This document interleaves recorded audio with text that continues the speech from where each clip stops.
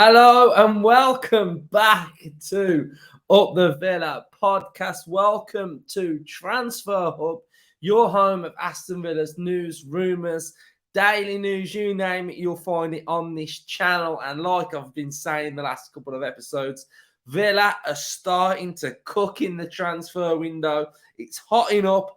I think there's going to be more signings to come. And I'm just buzzing. I'm really excited. I'm excited by the names, the links, everything, the vibe, Unai, Monchi. Just buzzing, just absolutely buzzing. Can't wait for the season to start. There's no doubt in my mind that we are going to have a fantastic season. We're going to get the right players in. Yes, it might take time, but we are shopping in the right market. Gone are the days in the bargain basement car boot sales. We're now waltzing around Monaco, stopping off at Gucci.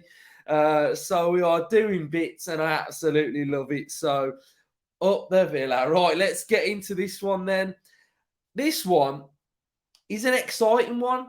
Now, there's a bit of trepidation with it, but we'll get into it. But I like it. Aston Villa have shown up with an offer of 25 million for Charles De Katelaere, which is not enough for AC Milan. The negotiations are open, and this is coming from the big Italian publication of Gazzetta Italia. So let's get into it. So Charles De Katelaere, he has had not the best season at Milan. He joined Milan from Club Brugge last season, and it's not been the greatest of moves. But with that said, if only Aston Villa had a manager who can unlock potential and can get the best out of players and take them best back to their best and sort of nurture and coach and just make them an all-round better player. So just because he had this iffy, not so great season at AC Milan doesn't sort of cloud my judgment on the actual player. So let's get into it.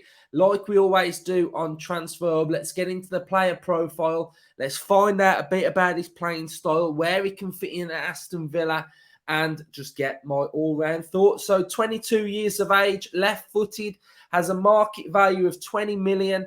I think he joined AC Milan for 35 last summer. You can see from his heat map here, you know, he only started 9 games out of 32 last season for AC Milan. So he didn't come in and set the world alight. And this is what I was saying about the trepidation part of it, that he's gone to AC Milan and not flourished in his first season. He scored no goals and he only had 1 assist. So last season wasn't the best from him. So if we go back to the Belgian Pro League, to where he sort of made a name and what enticed AC Milan to sign him, he had a SOFA score of 7.25, 39 games, 37 played, 14 goals, 9 assists, can play on either flank, can play across the front line on the left, right, and play in the number 10. So, you know, he absolutely smashed it in Belgium. I like the player. I think he's got a lot of potential. He's got a lot to give. Like I say, one of his plus points for me is that he can play across the front line, either left, right, centre, but also he can play a little bit deeper as well. And I think that's where a lot of his traits are.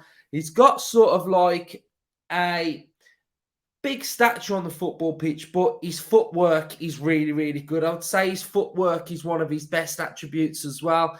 He likes to play with his head up. He can pick a pass. He's quite creative, but he also can get stuck in as well. This would lead me on to thinking the potential role he could play for Aston Villa and where he could fit in with Aston Villa. So if we have a look at what his actual market value is, 22 million. Let's have a look at what he signed for. So he signed to AC Milan for 30 million. So I'm guessing they're going to want to be able to recoup some of that money. Belgian international. He's played 12 times for the Belgian first team. He's played for the Belgium under 16s, 17s, 18s, 19s, 21s. And if you have a look at his stats per 90, He's got attacking touches in the penalty area, 4.60.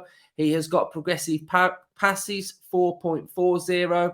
So his progressive passes are okay. Where could he fit in at Aston Villa? So we know that he can play anywhere across the front line. If Aston Villa stick with our current system, I could potentially see him playing in and around this vibe for Aston Villa. I think Unai could maybe coach him into this role. We know that we are currently linked with Moussa Diaby. We've got Leon Bailey. We're also linked with João Felix, Chiesa. So there may be a bit of a system change. But if I was to just hazard a guess of where I think Unai would potentially may want to play him, I think he'd want to be in and around this vibe, because he can play a little bit deeper. And he has been playing a little bit deeper for AC Milan. When he was playing for Bruges, he was in more of an attacking position. Maybe that's where he flourished and that's why he was getting the goals. But I think if you look at the leagues and the comparison and sort of like, I'd say the Italian league is more difficult than the Belgian league. Premier League is more difficult than the Italian league. So we got to see how this one develops. But he's a player with a lot of potential, a player who I think coached correctly can develop really, really well. And I just think it's one to keep an eye on. One thing that may put me off a little bit is that if this £25 million bid has been rejected, I don't think I'd want to edge much further. I think that would be my limit. But, an exciting player. I think, again, I'd like to keep reiterating, under Unai Emery, I think he could potentially get the best out of this player. He's an exciting player. He's got a lot of potential. So definitely one to keep an eye on. Reservations, obviously, on the price.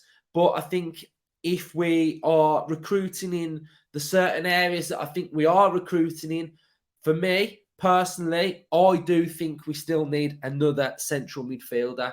I would love us to sign a winger. I'd love us to sign a striker / number 10 support striker. And I still would like another midfielder to come in. So if it is Ketelaere, then maybe. But maybe I've still got my eye on Goncalves. But I think that ship has completely sailed. So I just thought I'd just bring you the next rumour that's coming out of Aston Villa. Villa fans, let me know your thoughts and speak to you all on the next one. Up the Villa.